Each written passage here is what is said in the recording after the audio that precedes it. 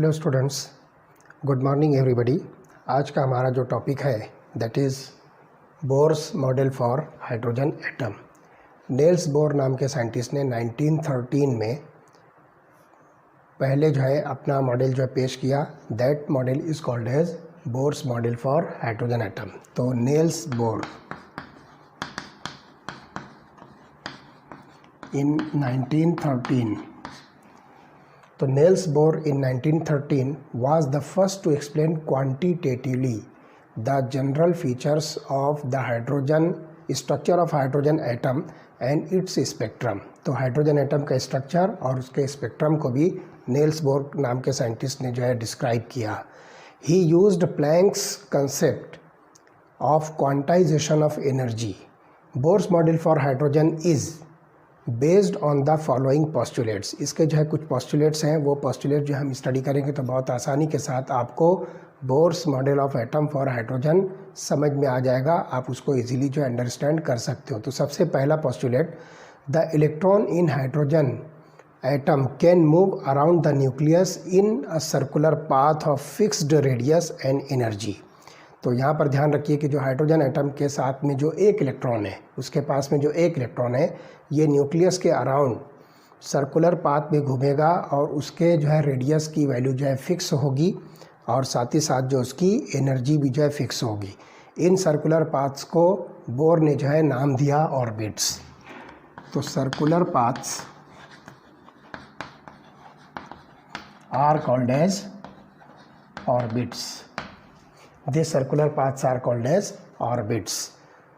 तो ध्यान रखिए कि these are arranged concentrically around the nucleus. अब यहाँ पर जो है डिफरेंट ऑर्बिट्स, एक इलेक्ट्रॉन की बात करते हैं तो सिर्फ एक ही ऑर्बिट मिलेगा, लेकिन मोर देन वन इलेक्ट्रॉन का सिस्टम अगर हम कंसिडर करते हैं तो बोर ने इसको बताया कि ये न्यूक्लियस है और ये पहला ऑर्बिट, उसके बाद दूसरा ऑर्बिट, तीसरा ऑर्बिट, चौथा, पांचवा, इस तरह से ये ऑर्बिट बनता है जिसको आप कॉन्सेंट्रिक सर्कल्स कहोगे। These are called as concentric circles. Concentric circle उसको कहते हैं जिसके डायमीटर डिफरेंट होते हैं लेकिन सबका सेंटर सेम होता है, कॉमन होता है। तो इसी सेंटर पर ये सर्कल, फिर इसी सेंटर से ये सर्कल, इसी सेंटर से ये सर्कल, इस तरह से डिफरेंट रेडियस के जो है सर्कल्स आप जो है बनाइए तो आपको जो है ये कॉन्सेंट्रिक सर्कल्स मिलते हैं। तो ध्यान रखिए कि ये ऑर्बिटल्स जो होते हैं these are arrange concentrically in the around the nucleus. ये न्यूक्लियस के अराउंड जो है कॉन्सेंट्रिकली अरेंज होते हैं, मतलब सेम इसका जो है सेंटर होगा और उस पर डिफरेंट रेडियस के जो ये सर्कल्स आपको मिलेंगे। These are called as orbits. Second postulate जो होगा that is the energy of electrons in orbit does not change with time. Orbit के अंदर जो इलेक्ट्रॉन की एनर्जी होती है वो कभी भी टाइम के साथ में चेंज नहीं होती है। ये बात जो है सबसे इम्पॉर्टेंट जो है आपको ध्यान रखना है। How ever the electron will move from a lower stationary state to higher stationary state when required amount of energy is absorbed by the electron or energy is emitted when electron moves from higher stationary state to lower stationary state। ये बात जो है ध्यान रखना है। For example आपको यहाँ पर एक इलेक्ट्रॉन दिया गया है, इस इलेक्ट्रॉन को आप जो है ये आप जो है n इज इक्वल टू 1 की कंसिडर कीजिए, 2 3 4 5 इस तरह से 1 2 3 4 5 ये ऑर्बिट्स हैं। तो मान लीजिए कि आपने इस इलेक्ट्रॉन को 4th नंबर के ऑर्बिट के बराबर की एनर्जी सप्लाई किया, तो ये इलेक्ट्रॉन जो क्या करेगा, यहाँ से मूव करेगा और 4th नंबर के ऑर्बिट में जाएगा। तो ये पहली बात हुई। ये काम कब होगा, ये ऑब्जर्वेशन आपको कब मिलेगा, जब एनर्जी सप्लाई होगी इलेक्ट्रॉन को। तो आप यहाँ पर जो है सपोज़ 4th नंबर के ऑर्बिट की एनर्जी के बराबर एनर्जी इस इलेक्ट्रॉन को सप्लाई करते हो तो this electron will jump over to the 4th orbit, या जितने भी ऑर्बिट, जिस ऑर्बिट की भी एनर्जी आप उसको सप्लाई करोगे वो उस एनर्जी के अंदर जो उस एनर्जी ऑर्बिट के अंदर ट्रांसफ़र हो जाएगा, मूव कर जाएगा। और दूसरी बात कि इलेक्ट्रॉन जो है एनर्जी इमिट करके वापस अपने ओरिजिनल स्टेट पर आएगा। अब यहाँ पर ये इलेक्ट्रॉन आया तो ये एनर्जी इमिट करेगा और फिर से अपनी जो है ओरिजिनल स्टेट पर आएगा। तो these orbits are called as stationary orbits. इसको स्टेशनरी ऑर्बिट इसलिए कह रहे हैं कि इन सब की एनर्जीज जो है ये फिक्स है। These energies do not change with time, ये बात जो है ध्यान रखना। और इस ऑर्बिट के अंदर जो इलेक्ट्रॉन होता है उसकी भी एनर्जी जो है फिक्स होती है, एनर्जी फिक्स होती है। लेकिन जब आप एनर्जी सप्लाई करोगे तो इलेक्ट्रॉन जो है हायर स्टेशनरी ऑर्बिट में जाएगा और वो एनर्जी अगर इमिट करेगा तो वापस जो है लोअर स्टेशनरी ऑर्बिट के अंदर ये जो है लौट कर आएगा। तो ये जो है बहुत इंपॉर्टेंट बात है, इसको आप जो है हमेशा ध्यान रखिए। तो the frequency of radiation, third जो पोस्टुलेट हम स्टडी करेंगे that is the frequency of radiation absorb और emitted when transition occurs between two stationary states. अब यहाँ पर जो है एनर्जी जो आप देखोगे इसका जो है पर्टिकुलर जो है डिफरेंस मिलेगा। एनर्जी एब्सॉर्ब होने पर और एनर्जी जो है इमिट होने पर जो आपको डिफरेंस जो मिलेगी वो एनर्जी का जो डिफरेंस होगा वो फ्रीक्वेंसी से रिलेटेड होगी। तो ध्यान रखिए कि the frequency of radiation absorb और emitted when transition occurs between two stationary orbits that differ in energy by delta E. तो इसके अंदर जो एनर्जी का जो डिफरेंस होगा उसको हम इस तरह से जो है डेल्टा ई से जो है रिप्रेजेंट करेंगे। और इसकी जो फ्रीक्वेंसी की जो इक्वेशन होगी that equation is nothing but nu is equal to delta E upon H, where H is the Planck's constant. और डेल्टा ई हम क्या कहेंगे, this is E2 minus E1। तो ध्यान रखिए E1 जो है this is the energy of the lower stationary orbit, वो चाहे जो भी होगा। और E2 जो होगा this is the energy of higher stationary state. जैसे मान लीजिए कि आपके पास जो इलेक्ट्रॉन जो है थर्ड ऑर्बिट के अंदर है, इसने एनर्जी एब्सॉर्ब किया और एनर्जी जो है उसको इतनी मिली कि वो फिफ्थ ऑर्बिट के अंदर जा सकता है, तो it will move to fifth orbit और फिर वापस जो है एनर्जी इमिट करने के बाद वो दोबारा से अपने थर्ड ऑर्बिट के अंदर आएगा। तो ये वैल्यू जो है आप E1 और E2 कह सकते हो। तो E1 जो है ये वो वैल्यू है जहाँ से इलेक्ट्रॉन शिफ्ट होकर हायर स्टेशनरी स्टेट पर गया, तो लोअर स्टेशनरी स्टेट की एनर्जी को हम E1 कहेंगे और हायर स्टेशनरी स्टेट की वैल्यू को हम यहाँ पर E2 कहेंगे। तो this expression is known as Bohr's frequency rule. कौन सी इक्वेशन, ये वाली। This equation is called as Bohr's frequency rule. इस इक्वेशन को हम नाम दे रहे हैं बोर्स फ्रीक्वेंसी रूल। चौथा जो पोस्टुलेट है Bohr's atomic model of hydrogen का, the angular momentum of an electron is quantised. ये जो है क्वांटाइज्ड होता है, क्या, angular momentum of the electron. तो in a given stationary state it can be expressed as. अब इस एंगुलर मोमेंटम को हम जो है कैसे एक्सप्रेस करेंगे, लुक हियर। एंगुलर मोमेंटम को हम जो है MEVR is equal to n into h upon 2π, n into h upon 2π। This is called as the equation of angular momentum. तो आप यहाँ पर देखिए n की वैल्यू जो मिलेगी that is equal to 1 2 3 and so on. तो यहाँ पर जो है आप जो n यूज़ कर रहे हो तो ये n multiple of h upon 2π के बराबर इसका एंगुलर मोमेंटम होगा, जिसमें m जो होगा this is mass of electron, v is the velocity and r is the radius of orbit. तो जिस ऑर्बिट से ये जा रहा है इलेक्ट्रॉन मूव करके, तो आप उसको जो है उस ऑर्बिट के जो है रेडियस कंसिडर करोगे और जितनी वेलोसिटी से वो इलेक्ट्रॉन जो है उस रेडियस के अंदर मूव कर रहा है वो v की वैल्यू होगी और m जो है ये मास ऑफ द इलेक्ट्रॉन होगा। तो इस तरह से हम यहाँ पर कह सकते हैं कि an electron can move only in those orbits for which its angular momentum is the multiple of h upon 2π। तो ये जो है किसी भी इलेक्ट्रॉन का angular momentum n multiple of h upon 2π होना चाहिए, मतलब हर इलेक्ट्रॉन का एंगुलर मोमेंटम जो है फिक्स होता है। तो इस तरह से यहाँ पर हम कह सकते हैं कि it means that angular momentum is quantized. इसकी वजह से हम इसको जो कहेंगे कि एंगुलर मोमेंटम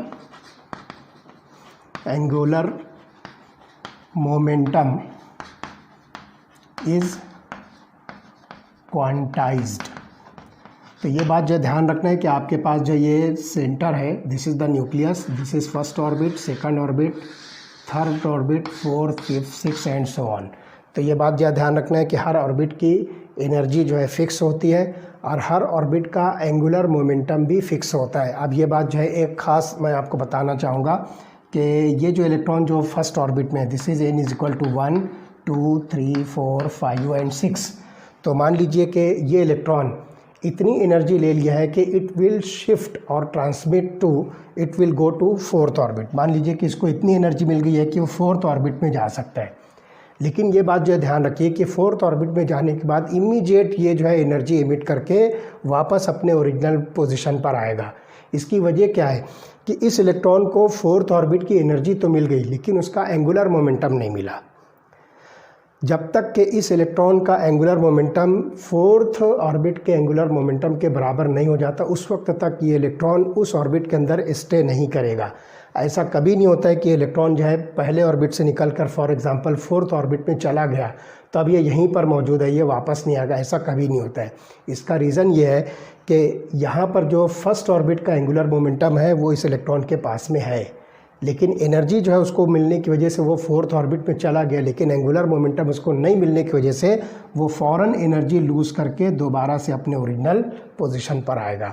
या ऐसा समझ लीजिए कि सेकंड ऑर्बिट का इलेक्ट्रॉन जो है ये फोर्थ ऑर्बिट में गया, उसको एंगुलर मोमेंटम जो है फोर्थ ऑर्बिट की नहीं मिली, लेकिन एनर्जी मिली है इसलिए फोर्थ ऑर्बिट में गया, लेकिन एंगुलर मोमेंटम ना मिलने की वजह से वो दोबारा से फिर वापस जो है अपने ओरिजिनल पोजीशन पर आएगा। इसको हम नाम देते हैं transition.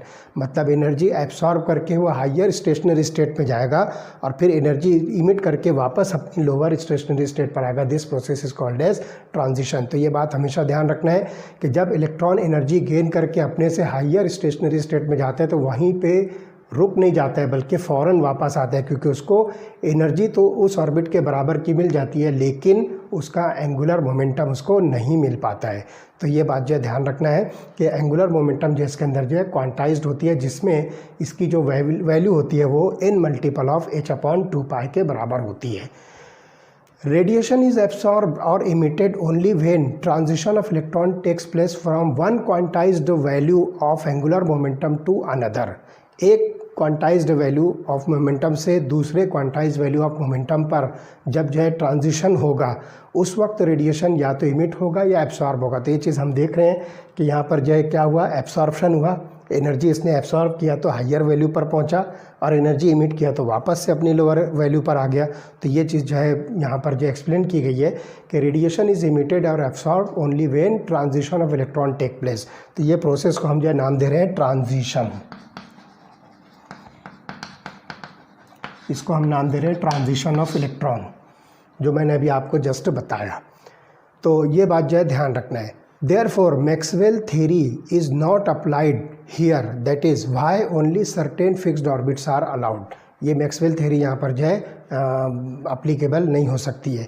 The details regarding the deviation of energies of stationary state used by Bohr are quite complicated. ये डेविएशन जो एनर्जी का जो बोर के ज़रिए से यूज़ किया गया ये बहुत ही कॉम्प्लिकेटेड है। फिर भी according to Bohr's theory of hydrogen atom, कुछ यहाँ पर हम जो है पॉइंट्स जो है डिस्कस करेंगे जिसके ज़रिए से आपको ये एनर्जीज़ है, रेडियस है और दीगर जो है वैल्यूज़ को आप जो है बहुत आसानी से जो है समझ सकोगे। जिसमें सबसे पहला पॉइंट है the stationary states of electrons are numbered, that is n = 1 2 3। तो ये जो स्टेशनरी स्टेट जिसको हम जो है सर्कुलर ऑर्बिट्स कह रहे हैं, सर्कुलर पाथ जिसको हम ऑर्बिट्स कह रहे हैं, these are called as stationary states. Stationary states, और इसको जो है नंबर दिया है n = 1 2 3 4 एंड सो ऑन। तो ये जो है पहला जो हमको जो है एक पॉइंट मिलता है जिसके ज़रिए से हम बोर्स एटॉमिक मॉडल जो है आसानी से समझ सकते हैं। This integral numbers are called as principal quantum numbers. इसको हम नाम देंगे प्रिंसिपल क्वांटम नंबर।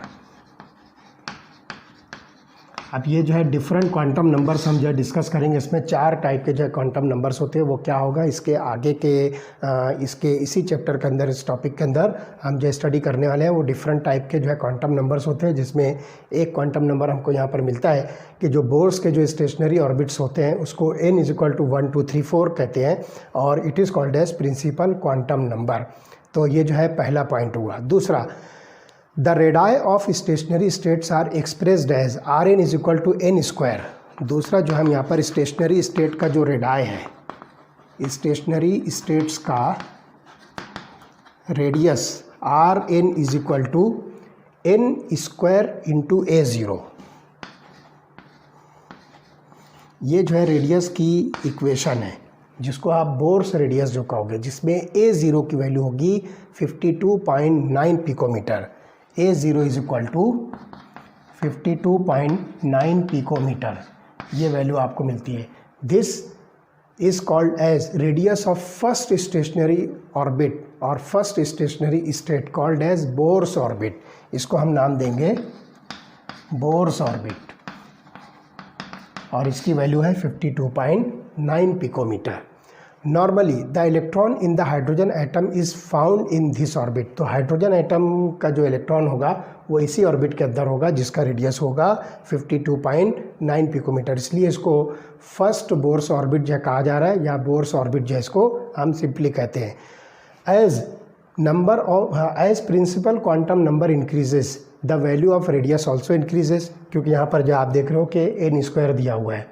अगर आप फर्स्ट ऑर्बिट के लिए देखोगे तो यहाँ पर 1² होगा, सेकंड ऑर्बिट के लिए देखोगे तो ये 2² होगा। तो ऑटोमेटिकली रेडियस की वैल्यू जो है ये इंक्रीज़ होगी जैसे जैसे principal quantum number value increase होगी।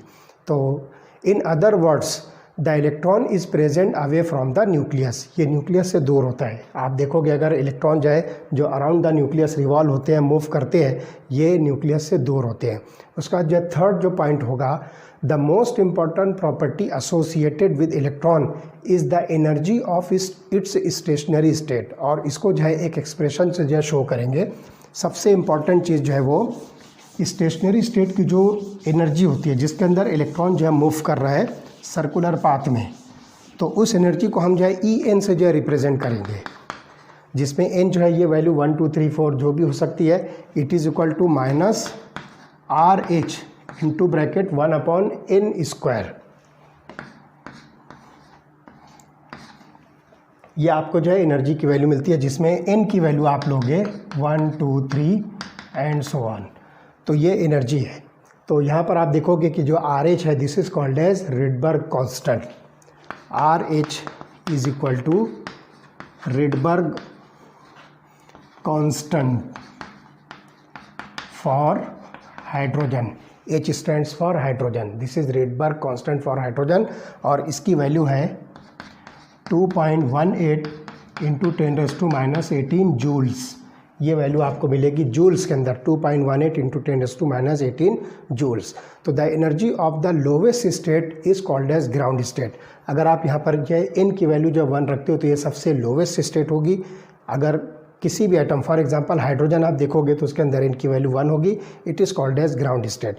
इसी तरह से कोई इलेक्ट्रॉन मान लीजिए कि फोर्थ ऑर्बिट के अंदर प्रेजेंट है तो उसकी वैल्यू जो है वो ग्राउंड स्टेट की होगी।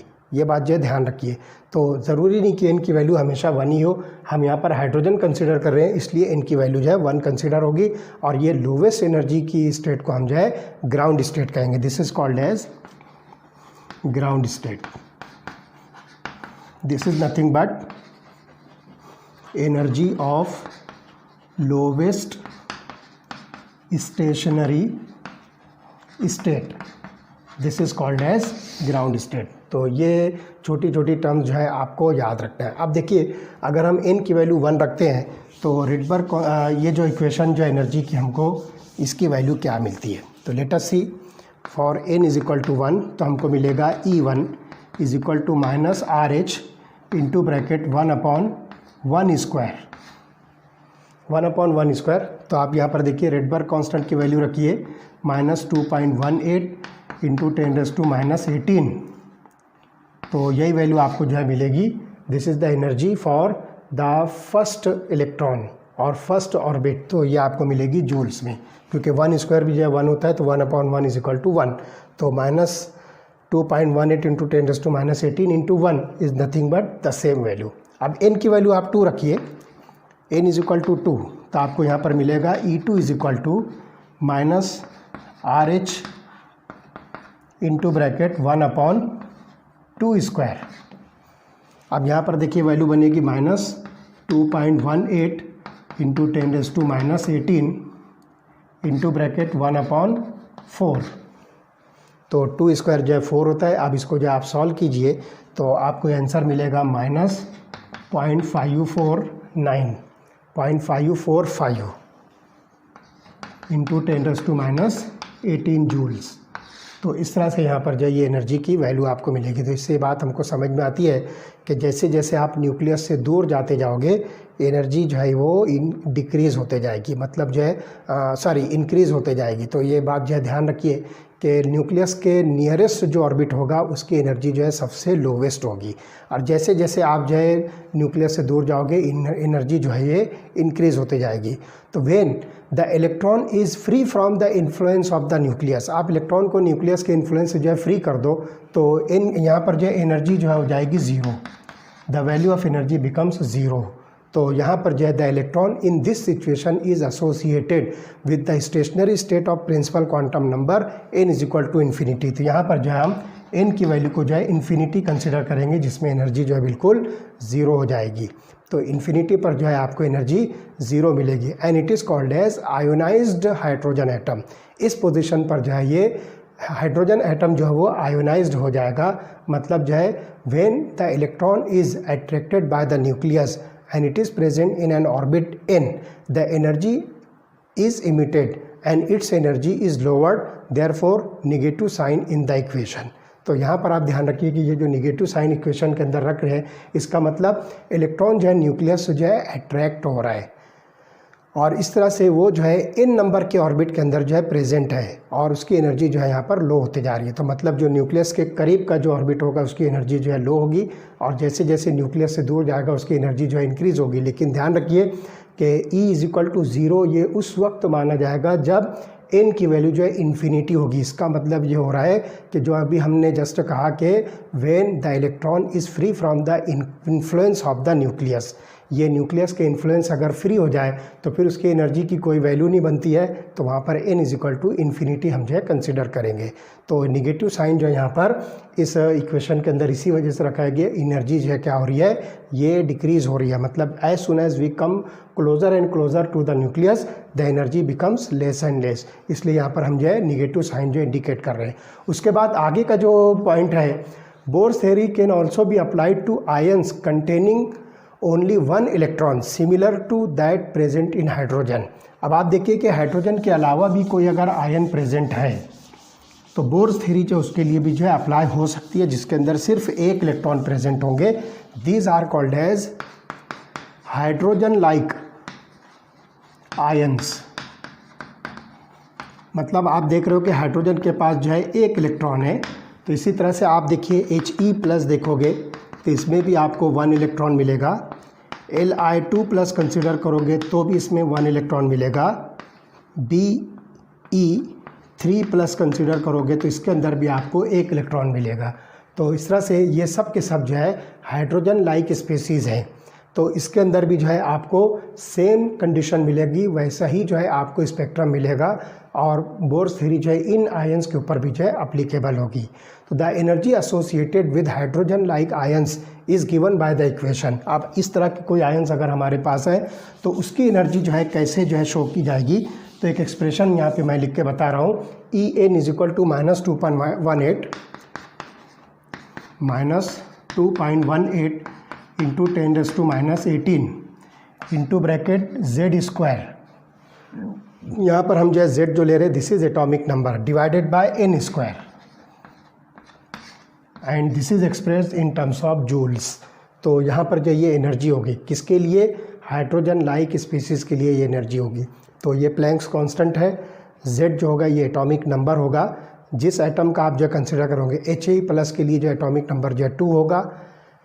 Li2+ में जो है मतलब आप हेलियम, लिथियम और बेरिलियम अगर कंसिडर करते हो तो Z की वैल्यू 2, 3 एंड 4 रिस्पेक्टिवली होगी। तो इस तरह से यहाँ पर जो है आप इसको जो है लिख सकते हो और n जो है यहाँ पर जो है ये 1, 2, 3, 4 इसकी जो है वैल्यू होगी। और इसी तरह से जब आप इसका जो रेडियस देखोगे तो Rn जो है ये मालूम होगा, Rn is equal to 52.9 picometres into n²। यहाँ पर आप इसको जो है 52.9 into n² divided by Z। तो यहाँ पर जो है आप इसको टोटल जो है रेडियस को पिकोमीटर के अंदर जो है कैलकुलेट करोगे। तो 52.9 ये बोर्स फर्स्ट ऑर्बिट का रेडियस है। n जो है ये आपको 1, 2, 3, 4 जो भी एटम आप यूज़ करोगे उसका जो है Z जो है ये atomic number of the given hydrogen like species. तो इस तरह से Z जो है ये एटॉमिक नंबर है और इसकी वैल्यू जो है 2, 3, 4 etcetera for helium, lithium and beryllium respectively. तो from this it is clear that the value of energy becomes more negative and that of radius becomes smaller with increase of the atomic number। तो यहाँ पर जो ये दो equation से हमको ये बात जो है बिल्कुल समझ में आती है कि एनर्जी की वैल्यू जो है मोर एंड मोर नेगेटिव होती है, और इसी तरह से रेडियस जो है ये इंक्रीज ऑफ जेड के साथ, मतलब एटॉमिक नंबर जैसे जैसे इंक्रीज होगा रेडियस की वैल्यू जो है स्मॉलर होते जाएगी। तो ये बात जो है ध्यान रखना है। From this it is clear that the value of energy becomes more negative and that of radius becomes smaller with increase of the atomic number z। It means that electron will be tightly bound to the nucleus। इसका साफ मतलब होता है कि electron जो है nucleus के साथ जो है टाइटली बाउंड होता है, ये कहीं इधर उधर भटकेगा नहीं, कहीं इधर उधर जाएगा नहीं, ये न्यूक्लियस के साथ ही एसोसिएट होता है। It is bound with the electro static force of attraction. तो न्यूक्लियस और इलेक्ट्रॉन के बीच में एक पर्टिकुलर फोर्स ऑफ एट्रैक्शन होता है जो न्यूक्लियस के साथ में इलेक्ट्रॉन को बाउंड करके रखती है। उसके बाद जो अगला पॉइंट जो हम स्टडी करने वाले हैं, it is also possible to calculate velocity of the electron moving in the orbit. आप जो यहाँ पर इलेक्ट्रॉन जो ऑर्बिट के अंदर मूव कर रहे हैं इसकी वेलोसिटी कैलकुलेट करना पॉसिबल है। Quantitatively, the magnitude of velocity of electron increases with increase of the positive charge on the nucleus and decrease with the increase of principal quantum number। तो यहाँ पर यह ध्यान रखना है कि आप वेलोसिटी जब कैलकुलेट करोगे तो ये इसका जो क्वांटिटेटिवली जो वेलोसिटी का मैग्नीट्यूड है वो जो है it increases with increase of positive charge. जो आपके पास में न्यूक्लियस का जो पॉजिटिव चार्ज है उसका चार्ज जब इंक्रीज़ होगा तो वेलोसिटी ऑफ द इलेक्ट्रॉन भी जो है इंक्रीज़ होगी and it will decrease with increase in principle quantum number. मतलब एन की वैल्यू जब जो इंक्रीज़ होगी तो वेलोसिटी जो है डिक्रीज़ होगी। तो इस तरह से ये जो पॉइंट्स हैं जिसके बिना पर आप जो है बोर्स एटॉमिक मॉडल को आसानी के साथ जो समझ सकते हैं। इसके बाद वाला टॉपिक जो हम डिस्कस करेंगे that is explanation of line spectrum of hydrogen. Okay,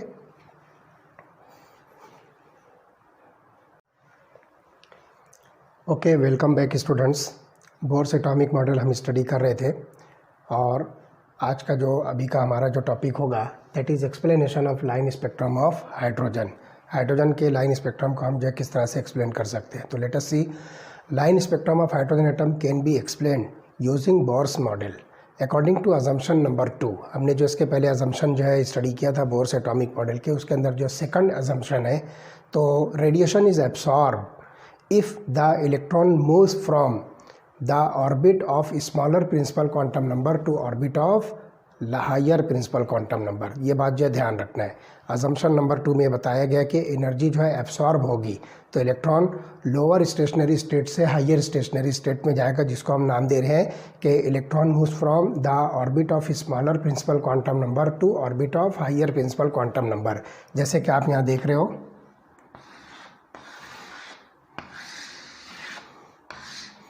like this is principal quantum number 1 2 3 4 5 6। मान लीजिए कि इलेक्ट्रॉन यहाँ प्रेजेंट है प्रिंसिपल क्वांटम नंबर 1, तो एनर्जी अगर एब्सॉर्ब होती है तो वो सपोज यहाँ पर जा रहा है तो फोर्थ में जाएगा, और यही इलेक्ट्रॉन जब एनर्जी इमिट करेगा तो radiation is emitted if the electron moves from higher orbit to lower orbit. तो ये इसका जो है बैक जर्नी जो होगी इसको हम इमिशन कहेंगे। फॉरवर्ड जर्नी जो आपको दिख रही है ये एब्सॉर्प्शन ऑफ द रेडिएशन है, और रिवर्स जर्नी जो दिख रही है ये इमिशन ऑफ द रेडिएशन है। तो ये जो है अजम्पशन नंबर 2 है जो बोर्स मॉडल का है। तो the energy gap between two orbits is given by the equation. तो यहाँ पर हम जब एनर्जी गैप देखेंगे तो delta E is equal to E2 minus E1, ये एनर्जी गैप आपको मिलेगा। तो E2 जो है ये हायर एनर्जी का जो स्टेट है और E1 जो है ये लोअर एनर्जी की स्टेट है। तो according to equation En is equal to minus RH upon 1 upon n square. तो ये इक्वेशन हम देखें, En is equal to minus RH into bracket 1 upon n square.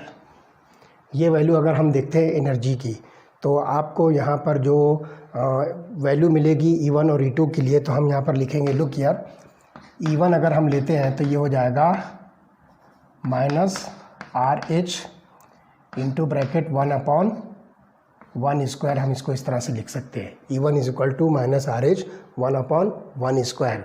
या आप इसको जो है 1 स्क्वायर को जो है आप यहाँ पर जो है इनिशियल स्टेट NI कहिए, या सॉरी फाइनल स्टेट NF कहिए। तो यहाँ पर जो है आप इसको NF कहोगे, E2 को, सॉरी दिस इज़ E2, और E1 को आप लिखोगे -RH इंटू ब्रैकेट 1/NI²। तो यहाँ पर जो है इनिशियल और फाइनल स्टेट आपको जो मिलेगी E1 और E2 की।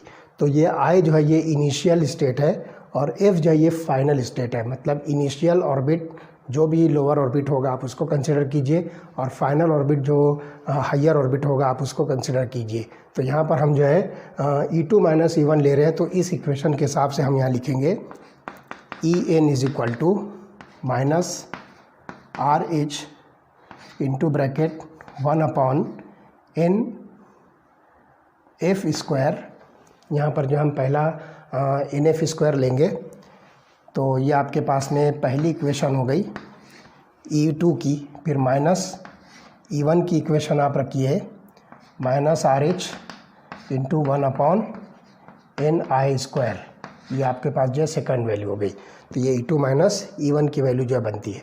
अब इसको जो है सॉल्व कीजिए। NI और NF जो इसमें इनिशियल और फाइनल स्टेट रिप्रेजेंट कर रहा है। अब इसको आप जो है सॉल्व कीजिए।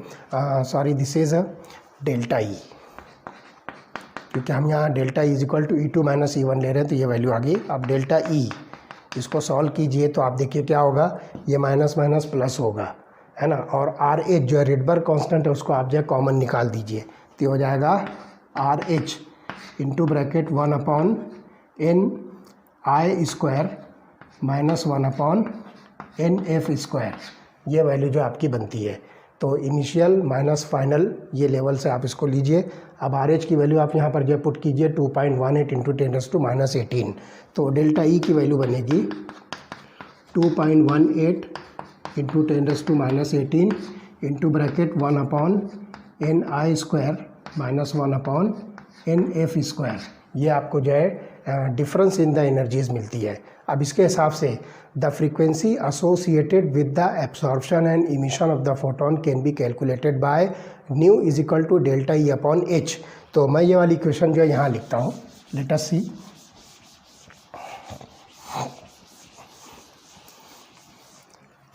आपके पास डेल्टा E की वैल्यू है 2.18 into 10⁻18 into bracket 1/NI² minus 1/NF²। ये आपके पास जो डेल्टा E की वैल्यू है। अब इससे जो है एसोसिएटेड जो फ्रीक्वेंसी होगी उस फ्रीक्वेंसी को हम लिखते हैं nu is equal to delta E upon H, where H is the Planck's constant. तो डेल्टा E की वैल्यू आपके पास ये है। तो ये वैल्यू जो है यहाँ डेल्टा E की जगह पुटअप कर दीजिए, तो आपको जो है फ्रीक्वेंसी की वैल्यू मिलेगी। तो ये हो जाएगा RH upon H into bracket 1/NI² minus 1/NF²।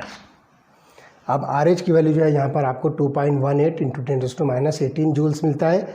Planks constant की value 6.626 into 10⁻34 joules per second आप रखिए।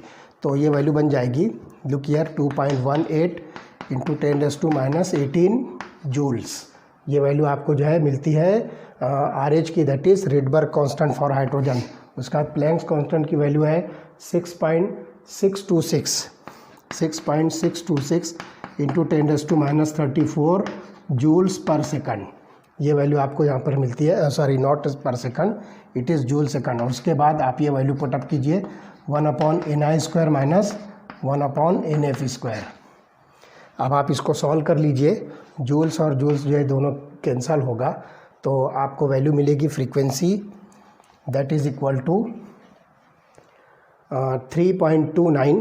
मैं यहाँ लिखता हूँ इसको 3.29 इंटू 10⁻15। ये -34 ऊपर जाएगा तो +34 होगा, तो हो जाएगा 3.29 into 10⁻15 into bracket 1/NI² minus 1/NF² इन हर्ट्स।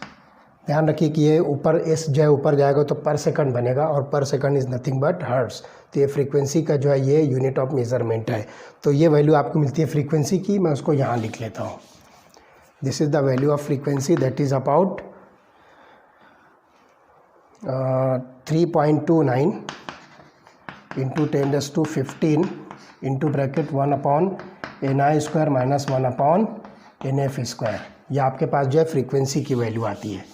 अब यहाँ से जो है इस फ्रीक्वेंसी से आप जो है वेव नंबर जो है इजीली कैलकुलेट कर सकते हो। तो wave number of this spectrum can be given as nu bar is equal to nu upon c. तो वेव नंबर आपको मिलता है nu bar is equal to nu upon c. C is the velocity of light. तो nu की वैल्यू आप यहाँ पर पुटअप कीजिए, फ्रीक्वेंसी 3.29 इंटू 10⁻15 और वेलोसिटी ऑफ लाइट जो है आपको मिलेगा 3 इंटू 10⁸ मीटर पर सेकंड। तो ये हो गया पर सेकंड और 3.80 इंटू 10⁸ मीटर पर सेकंड। तो 3.0 इंटू 10⁸ मीटर पर सेकंड। उसके बाद ये वैल्यू पुटअप कीजिए 1/ni² माइनस 1/nf²। अब इसको जो है सॉल्व कर लीजिए।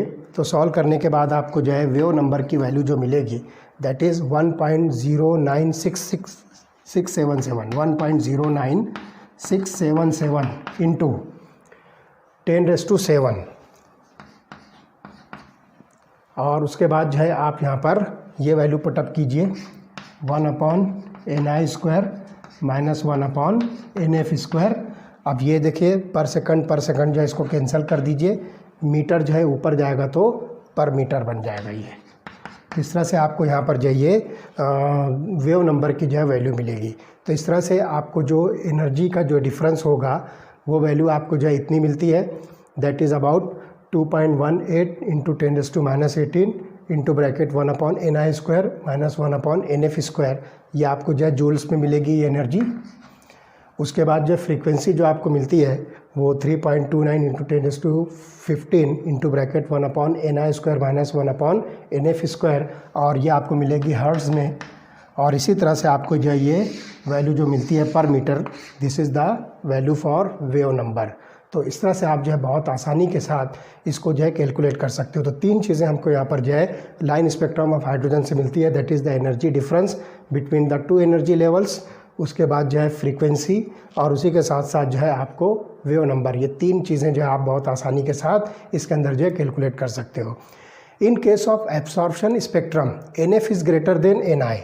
तो यहाँ पर आप ध्यान रखिए, अब दो इम्पॉर्टेंट बातें जो हम बता रहे हैं आपको। अगर आप जो है ये लाइन स्पेक्ट्रम जो हाइड्रोजन का एब्सॉर्प्शन स्पेक्ट्रम कंसिडर करते हो, एब्सॉर्प्शन स्पेक्ट्रम, तो इसमें आपको NF is greater than NI, मतलब इनिशियल फाइनल लेवल जो है ये इनिशियल लेवल से ज़्यादा होगा। इसका मतलब क्या हुआ कि आपको जो है जो इलेक्ट्रॉन्स का जो मोमेंट होगा वो फाइनल लेवल से इनिशियल लेवल की तरफ होगा। ओके, ये एब्सॉर्प्शन जो है स्पेक्ट्रम होगा। NF is greater than NI, मतलब इलेक्ट्रॉन का मूवमेंट जब ये एब्सॉर्ब करेगा एनर्जी तो हायर लेवल पर जाएगा, तो NF की वैल्यू जो है ये NI से ग्रेटर होगी। तो ये जो है एब्सॉर्प्शन स्पेक्ट्रम के अंदर होगा। और इसी तरह से the term in parenthesis is positive. ये जो टर्म हम लिखते हैं पैरेंथेसिस के अंदर 1/ni² माइनस 1/nf², तो ये वैल्यू जो है पॉजिटिव आपको मिलेगी। किसके अंदर? एब्सॉर्प्शन स्पेक्ट्रम के अंदर। और इसी तरह से जब आप इमिशन स्पेक्ट्रम कंसिडर करोगे तो in case of emission spectrum, तो यहाँ पर Ni is greater than NF, ये वैल्यू आपको मिलेगी। तो इनिशियल लेवल जो है फाइनल लेवल से ग्रेटर होगा, और डेल्टा E की वैल्यू जो है निगेटिव होगी, एंड द एनर्जी रिलीज्ड, जो यहाँ पर जो है डेल्टा E की वैल्यू और एनर्जी जो रिलीज़ होगी वो निगेटिव होगी, क्योंकि एनर्जी जो है ये इमिट हो रही है, इसलिए निगेटिव साइन से हम इसको जो है इंडिकेट करेंगे। तो इस तरह से यहाँ पर जो है द एक्सप्रेशन डेल्टा E, यहाँ पर जो हम एक्सप्रेशन लिख रहे हैं delta E is equal to 2.18 into 10⁻⁻18 2.18 into 10⁻⁻18 into bracket 1/ni² minus 1/nf²। ये जो हम डेल्टा E की वैल्यू, जो एनर्जी डिफरेंस की जो वैल्यू लिख रहे हैं, it is similar to that use by the Rydberg. तो रिडबर्ग के ज़रिए से जो एक इक्वेशन यूज़ की गई थी, जो वेव नंबर के लिए थी उसके जैसी जो है बिल्कुल दिखती है, and that is equal to nu bar is equal to 109,677 into bracket 1/n² minus 1/nf² या n1² और n2² आप लोगे 1/n1² माइनस 1/n2²। तो रिडबर्ग ये जो है आपको रिडबर्ग के ज़रिए से जो है ये एनर्जी की जो वेव नंबर की इक्वेशन यूज़ की गई है वो इक्वेशन जो है बिल्कुल ये जो है आपको एनर्जी डिफरेंस जो बोर्स एटॉमिक मॉडल के अंदर मिलती है ये दोनों अबाउट सिमिलर है। तो these are the derived empirically using the experimental data तो अवेलेबल एट दैट टाइम। तो उस वक्त में जो एक्सपेरिमेंटल डेटा अवेलेबल था उस पर से जो ये इक्वेशन जो डेराइव की गई है, तो ये इक्वेशन और ये दोनों इक्वेशन अबाउट सेम है। सिर्फ यहाँ पर जो है टर्म्स जो है डिफरेंट यूज़ की गई है। यहाँ पर ni² लिया, यहाँ पर n1 लिया है, यहाँ पर nf² लिया और यहाँ पर n2² लिया। तो इस तरह से ये टर्म सिर्फ जो है डिफरेंट है, बाकी जो है अबाउट सेम है। तो यहाँ पे आप देखिए कि 2.18 × 10⁻18 ये जूल्स के अंदर जो है आपको रिडबर्ग कांस्टेंट की वैल्यू मिलती है और ये भी आपको जो है रिडबर्ग कांस्टेंट की ही वैल्यू मिलती है। तो इस तरह से ये जो एक्सपेरिमेंटल डेटा से जो अवेलेबल थे उस वक्त कलेक्ट करने के बाद ये इक्वेशन जो है डेराइव की गई है। तो further each spectral line whether in absorption or emission spectrum can be associated to the particular transition in hydrogen atom। यहाँ पर जितनी भी स्पेक्ट्रल लाइन होती है वो पर्टिकुलर ट्रांजिशन से रिलेट होती है, उससे एसोसिएट होती है। In case of large number of hydrogen atoms different possible transitions can be observed. तो बहुत सारे जो हाइड्रोजन एटम के अंदर जो है आपको डिफरेंट स्पेक्ट्रल लाइंस जो है मिलेगी, डिफरेंट ट्रांजिशन जो है पॉसिबल होंगे, and this leading to the large number of spectral lines. ऐसे बहुत सारी जो है स्पेक्ट्रल लाइंस आपको मिलेगी। तो द ब्राइटनेस और intensity of spectral lines depends upon the number of photons of same wavelength और फ्रीक्वेंसी एब्सॉर्ब और इमिटेड। तो यहाँ पर जो ब्राइटनेस या इंटेंसिटी ऑफ स्पेक्ट्रल लाइन किस पर डिपेंड कर रही है, जो वेवलेंथ या फ्रीक्वेंसी एब्सॉर्ब या इमिट हो रही है उसके ऊपर डिपेंड करती है। अब इसके अंदर जो है एक टॉपिक जो बचता है that is the limitations of Bohr's model. तो देखते हैं कि बोर्स मॉडल का जो लिमिटेशन क्या है। बोर्स मॉडल ने बहुत अच्छी तरह से जो हाइड्रोजन स्पेक्ट्रम को जो एक्सप्लेन किया है, but it has some limitations और ड्रॉबैक्स। तो देखते हैं limitations of Bohr's model. Bohr's model का हम जो है लिमिटेशन यहाँ पर जो है एक्सप्लेन करने जा रहे हैं। तो देखिए Bohr's model of hydrogen atom account for the stability and line spectrum of hydrogen atom and hydrogen like ions. तो यहाँ पर आप देखिए कि stability and line spectrum of hydrogen atom and hydrogen like spectrum ions के लिए जो है बोर्स मॉडल को जो है एक्सप्लेन किया गया है। लेकिन यहाँ पर ध्यान रखिए कि however Bohr's model was too simple to account for the following points. दो पॉइंट्स यहाँ पर हम जो है स्टडी करेंगे जिसके अंदर जो बोर्स मॉडल जो है ये कुछ particular explanation, clear cut explanation नहीं दे रहा है।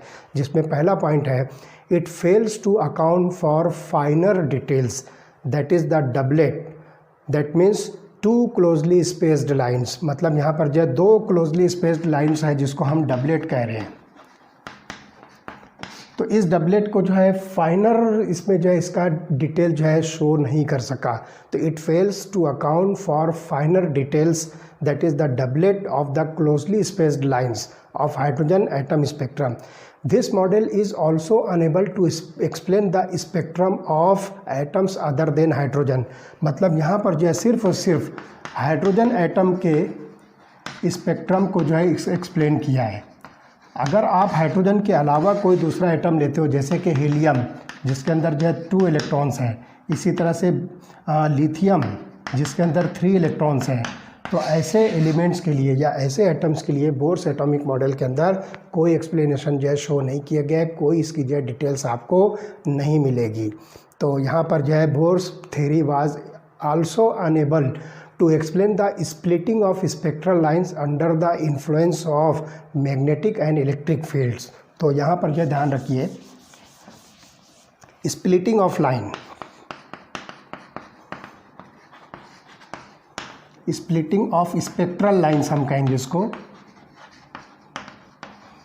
दो तरह से होती है। एक मैग्नेटिक फील्ड के अंदर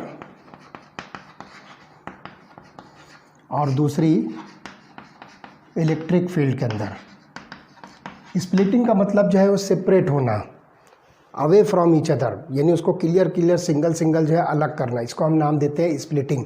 मतलब उसको जो है बिखेर देना, उसको जो है दूर कर देना, that is called as splitting of spectral lines. तो दो डिफरेंट फील्ड्स के अंदर जो ऑब्जर्व होती है, तो ये splitting of spectral lines bourse theory के ज़रिए से एक्सप्लेन नहीं हुई है। और यहाँ पर ध्यान रखिए कि अगर आप जो है मैग्नेटिक फील्ड में जो है स्प्लिटिंग कंसिडर करते हो तो it is called as Zeeman effect, और इसी को अगर आप इलेक्ट्रिक फील्ड में ऑब्जर्व करते हो तो it is called as Stark effect. तो हम यहाँ पर जो इसको एक्सप्लेन कर सकते हैं कि splitting of spectral lines under the influence of magnetic field is called as Zeeman effect, while splitting of spectral lines under the influence of electric field is called as stark effect। तो ये दोनों ही effects जिसको आप ज़ीमन effect और Stark effect कह रहे हो, ये बोर्स थ्योरी के अंदर एक्सप्लेन नहीं हुआ है, इसलिए ये एक बहुत important limitation of Bohr's atomic model हुआ। Second, it could not explain the ability of atom to form the molecules by chemical bonds। यहाँ पर जब केमिकल बॉन्ड फॉर्म होकर जो है डिफरेंट मॉलिक्यूल्स बनते हैं डिफरेंट एटम्स के ज़रिए से, तो ये एक्सप्लेनेशन जो है बोर्स थ्योरी के अंदर जो है शो नहीं किया गया है। Bohr's theory unable to explain the ability of atoms to form the molecules by chemical bonds. तो केमिकल बॉन्ड के फॉर्मेशन के ज़रिए से डिफरेंट मॉलिक्यूल जो बनते हैं वो बोर्स थ्योरी के अंदर एक्सप्लेन नहीं हुआ है। So this is all about the bourse atomic model and it's limitations. Okay.